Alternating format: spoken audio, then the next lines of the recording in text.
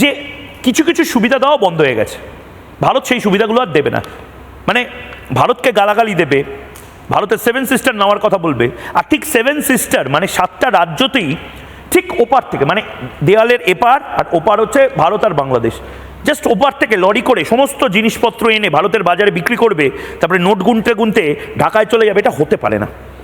তোমাকে যদি 7 sister landlock, এই ডায়লগগুলো যদি মারো, ল্যান্ডলক জায়গা দিয়ে নিজের ট্রাক আনো। আমি ফুল ফ্রেমে সেই ম্যাপটা দেখানোর জন্য বলবো, যেখানে প্রথম যে ম্যাপটা, যে ম্যাপে নির্দিষ্টভাবে কোন জায়গা থেকে ঘুরে আসতে হবে। এবং ভয়ঙ্কর বিষয় হলো, কেউ যদি মুম্বাই, গুজরাট, মধ্যপ্রদেশ, উত্তরপ্রদেশে বাংলাদেশের জিনিসপত্র সাপ্লাই করতে চান, আগে কলকাতা থেকে ফ্লাইটে করে, প্লেনে করে সেগুলো সাপ্লাই করা যেত, হয়তো কলকাতা থেকে দিল্লি বিমানবন্দরে, কলকাতা থেকে রাজস্থান বিমানবন্দরে।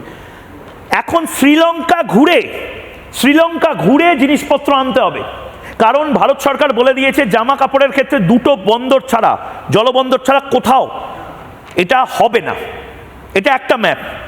এই ম্যাপটা আমি দেখানোর পাশাপাশি আরেকটা ম্যাপ দেখাচ্ছি, যেখানে বারবার, সত্যিই তো 7 সিস্টার নিয়ে যদি এই কথাগুলো বলা হয়, কাহাতক আর আমরা রিল্যাক্স করে বলতে পারি, ও দূর কিচ্ছু হবে না, কিচ্ছু হবে না, অনেক কিছু হতে পারে।